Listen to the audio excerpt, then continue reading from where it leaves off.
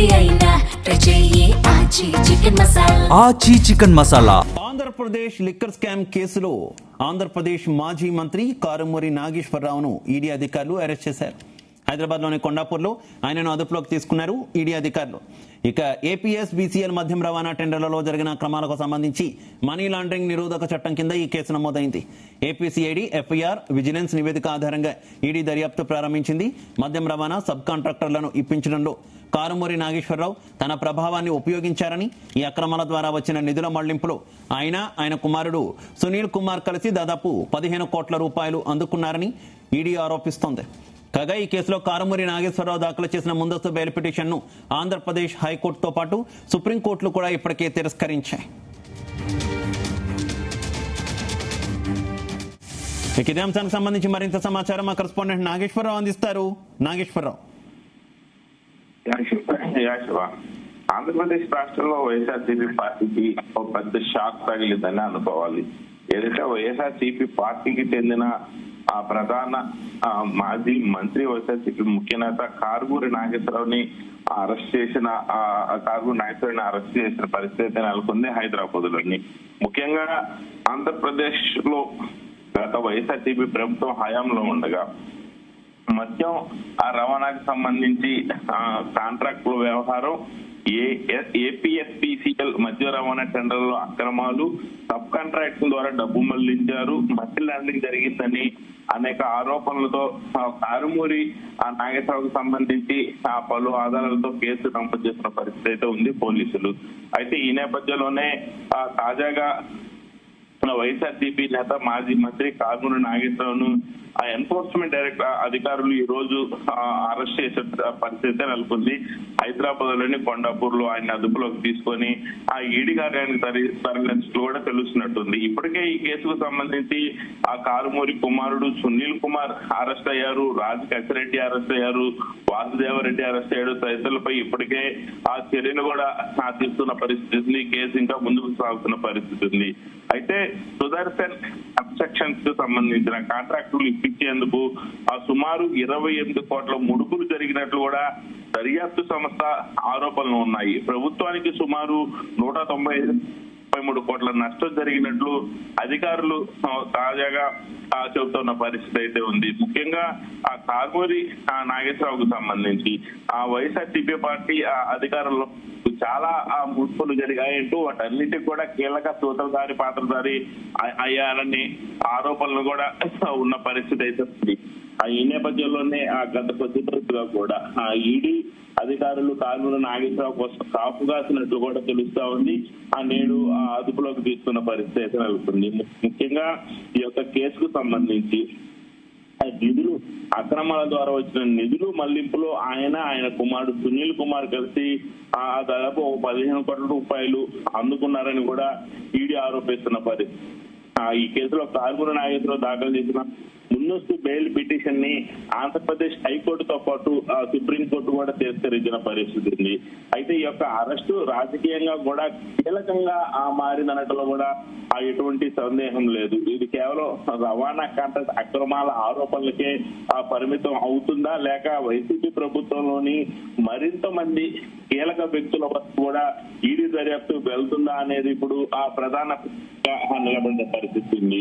ముఖ్యంగా ఈ జులైలో సుప్రీంకోర్టులో కారుమూరి బెయిల్ ఇవ్వడానికి నిరాకరించిన తరువాత ఆయన తన తరపున న్యాయవాదులతో కేసుతో సంబంధం లేదని ఆరోగ్య కారణాలపై రక్షణ కోరినప్పటికీ ఆ కోర్టు అంగీకరించిన పనిగా ఆ రిమాండ్ కోసం కోర్టు ముందు హాజరుపరచడం, ఈడీ కస్టడీ కోరటం, ఆర్థిక లావాదేవీలు, కుటుంబ సభ్యుల పాత్రపై విచారణ వంటి తదుపరి అంశాల మీద కారుమూరి నాగేశ్వరరావు ప్రభుత్వం ఆధారపడిన పరిస్థితి అయితే ఉంది.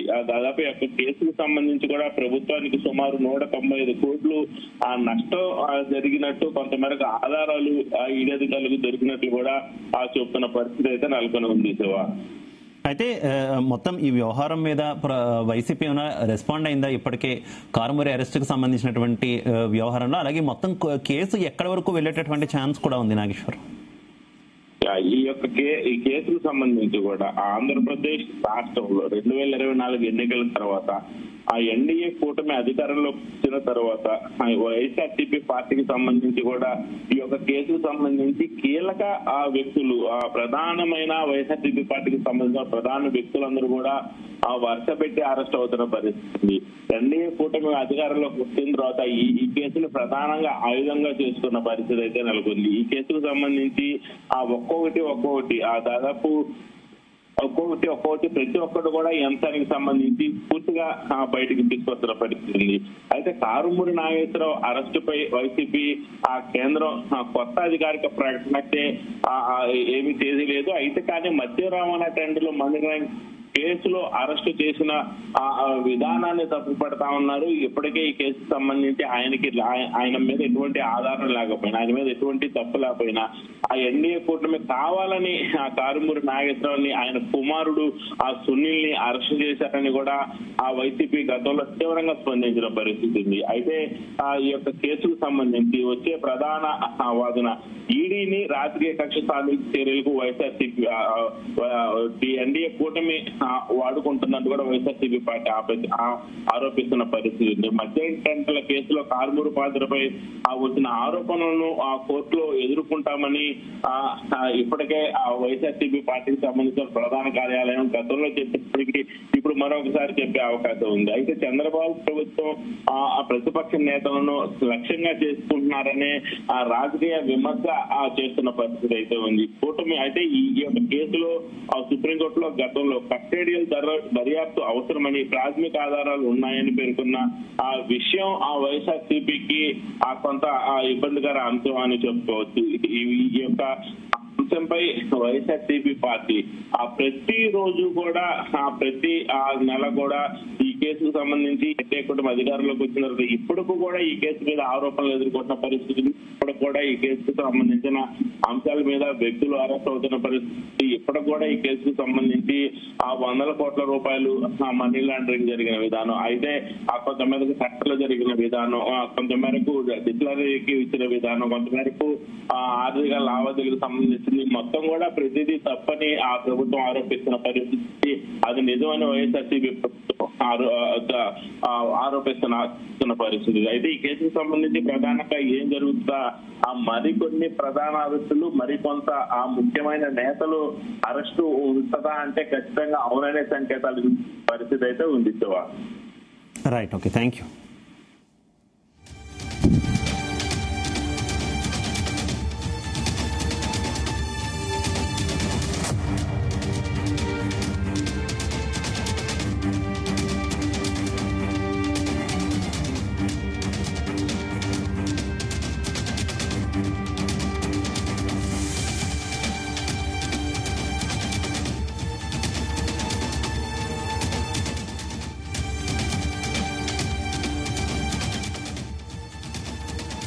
ఆంధ్రప్రదేశ్ లిక్కర్ స్కామ్ కేసులో ఏపీ మాజీ మంత్రి కారుమూరి నాగేశ్వరరావును ఈడీ అధికారులు అరెస్ట్ చేశారు. హైదరాబాద్లోని కొండాపూర్లో ఆయనను అదుపులోకి తీసుకున్నారు. ఇక ఏపీఎస్ బీసీఎల్ మద్యం రవాణా టెండర్లలో జరిగిన అక్రమాలకు సంబంధించి మనీ లాండరింగ్ నిరోధక చట్టం కింద ఈ కేసు నమోదైంది. ఏపీసీఐడి ఎఫ్ఐఆర్ విజిలెన్స్ నివేదిక ఆధారంగా ఈడీ దర్యాప్తు ప్రారంభించింది. మద్యం రవాణా సబ్ కాంట్రాక్టర్లను ఇప్పించడంలో కారుమూరి నాగేశ్వరరావు తన ప్రభావాన్ని ఉపయోగించారని, ఈ అక్రమాల ద్వారా వచ్చిన నిధుల మళ్లింపులో ఆయన కుమారుడు సునీల్ కుమార్ కలిసి దాదాపు 15 కోట్ల రూపాయలు అందుకున్నారని ఈడీ ఆరోపిస్తోంది. కాగా ఈ కేసులో కారుమూరి నాగేశ్వరరావు దాఖలు చేసిన ముందస్తు బెయిల్ పిటిషన్లు ఆంధ్రప్రదేశ్ హైకోర్టుతో పాటు సుప్రీంకోర్టు కూడా ఇప్పటికే తిరస్కరించాయి.